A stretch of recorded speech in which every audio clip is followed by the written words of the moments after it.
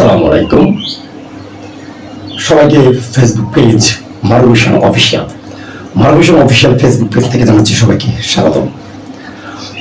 আমরা আজকে রাজনৈতিক বিষয় নিয়ে আলোচনা করব। আপনারা জানেন যে গত 5ই অগস্ট এই বাংলাদেশ ছেড়ে স্বৈরাচারী সরকার শেখ হাসিনা পলাতক হয়েছে এখন ভারতে। এখন ছাত্ররা সংস্কার করার জন্য দিন দিন সময় নিচ্ছে, রাজনৈতিক বিভিন্ন দলগুলোকে পিছিয়ে দিচ্ছে। সংস্কার ওদের কাজ না, সংস্কার ছাত্রদের কাজ না। ছাত্রদের কাজ হচ্ছে একমাত্র আন্দোলন করা। এটা কিন্তু বুঝতে হবে। একমাত্র আপনাদেরকে আরেকটি জিনিস খেয়াল দিই, ছাত্ররা মাঠে ঘাটে আন্দোলন করবে, দেশ চালাবে না। ছাত্রদের সর্বোচ্চ কাজ হচ্ছে আন্দোলন করে, আন্দোলনটাকে ভগবান করে একটা জিনিস ছিনিয়ে আনা। দেশ চালানো তাদের কাজ না। এখন এই দেশের মধ্যে আজকে অস্থিরতা তৈরি হয়েছে। বিভিন্ন রাজনৈতিক দলের কাজ কি? দেশ পরিচালনা করা। ছাত্রদের কিন্তু কাজ দেশ পরিচালনা করা না। আপনারা দেখেছেন 5ই অগস্টের পরে দেশের যে সার্বিক পরিস্থিতি কেমন, কি করতে যাচ্ছে, কি করছে। বিভিন্ন জায়গায় চাঁদাবাজি হচ্ছে, বিভিন্ন বৈষম্যবিরোধী ছাত্ররা ধরা খাচ্ছে, বিভিন্ন দলীয় লোকজন ধরা খাচ্ছে। এখন আমার মনে হচ্ছে যে কি যত দ্রুত নির্বাচনটা দেওয়া যায়। এখন ছাত্ররা নতুন দল করেছে এনসিপি, গ্যারান্টি দিলাম ভাই অল্প করার সময় দিন যাক, আস্তে আস্তে তাদের মধ্যে ভাঙন তৈরি হবে। ছাত্ররা হচ্ছে ভাই ফেসবুক টুইটার ইউটিউব নিয়ে ব্যস্ত থাকে। তিন রকম 3টা পোস্ট করি।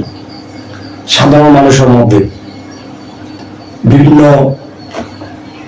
মতবাক্য তৈরি হয়, বুঝতে পারছি। সব মিলে জিলে আমার মনে হচ্ছে যে খুব দ্রুত একটা নির্বাচন দরকার, বাংলাদেশটা সুন্দরভাবে করতে। সব মিলে জিলে সংস্কার কিন্তু ছাত্রদের কাজ না। সংস্কার করবে সরকার, সংস্কার করবে রাজনৈতিক দল।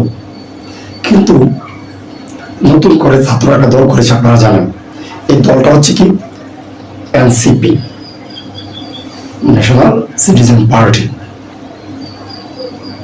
জাতীয় নাগরিক পার্টি। এখন তারা দল করেছে, আস্তে আস্তে দেখবেন এই দলের কোনো অস্তিত্বই থাকবে না। কেন থাকবে না আমি বলি। ধরেন 10 জন বন্ধু, খুব close friend, very close, they cannot do anything without one another। এখন কতদিন সম্পর্কটা থাকবে? ছাত্রদের থাকবে না ভাইটা। বাংলাদেশে মূল দলগুলো ছাড়া দেশটাকে গোছানো একেবারে অসম্ভব। তো আসলে ইউনিট সরকার রয়েছে। আপনি দেখেন, আমরা হয়তো ভেবেছিলাম 3 মাস 6 মাস পর নির্বাচন দেবে, নির্বাচিত সরকার আসবে, নির্বাচিত সরকার এসে দেশটা আবার সাজিয়ে তুলবে। কিন্তু তা হচ্ছে না। কি হচ্ছে আপনারা দেখছেন, দেশ কোথায় যাচ্ছে? ভালো যাচ্ছে না। এইভাবে দেশ চলতেই পারে না। আমরা কার আন্ডার আছি, কোন সরকারের আন্ডার আছে আমরা কিন্তু বলতে পারি না। অন্তর্বর্তীকালীন সরকার, এটা হইল ভাই। অন্তর্বর্তীকালীন সরকারের কোন নাম ঠিকানা থাকে না দেশে। একটা নির্বাচনী সরকারের কিন্তু সারা বিশ্বের গ্রহণযোগ্যতা থাকে, অন্তর্বর্তীকালীন সরকার থাকে না ভাই। আরেকটা বিষয় হচ্ছে যে স্টুডেন্ট যারা রয়েছে, যারা এনসিপি করেছে, তাদের মধ্যে ভাঙন মোটামুটি শুরু হয়ে যাচ্ছে। নতুন দল করে তারা ইতিমধ্যে অনেককে দল থেকে পদত্যাগ করেছে, আবার অনেকেই বিভিন্ন কাজে জড়িত থাকার কারণে তাদেরকে দল থেকে বহিষ্কার করা হচ্ছে। সব মিলিয়ে ঝুলিয়ে বিএনপি একটি বড় দল, এত বড় দল, তাদেরকে দেখছে আঙ্গুল উঁচিয়ে কথা বলে। ভাই কেন এটা?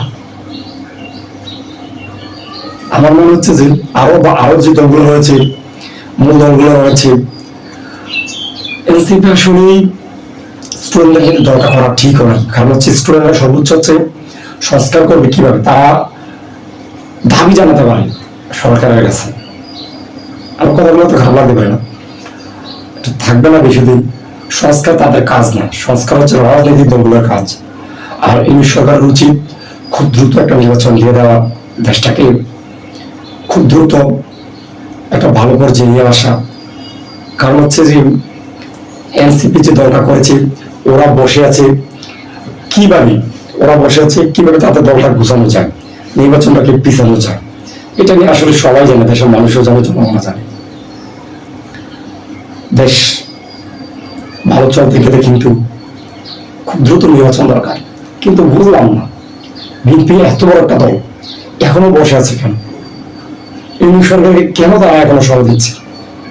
আমাদের খুব দ্রুত একটা নির্বাচন নেওয়া দরকার। আইন শৃঙ্খলা পরিস্থিতিও খুব খারাপ। আপনারা তো উপলব্ধি করেন না, দেশের জনগণ, বাংলাদেশের মানুষ ভালো নেই। অনেকে বলছে খাই পার্টি ভালো নেই, না, কোনো মানুষই ভালো নেই। এই যে একটা ঈদ উল ফিতর গেছে, সারা দেশের মানুষ কি কতটুকু ভালো আছে আপনারা জানেন? ভালো নেই, কেউ ভালো নেই। সবার সাথে কথা বলে আপনারা বুঝতে পারবেন। খুব দ্রুত নির্বাচন দেওয়া দরকার, নির্বাচনী সরকার আসা দরকার, আমরা আসলে আওয়াজ তোলা দরকার, দ্রুত নির্বাচন চাই। সংস্কার স্ট্রংয়ের কাজ না, তার দিয়ে আন্দোলন করা যায়, একটা দল নয়, সংস্কার নয়।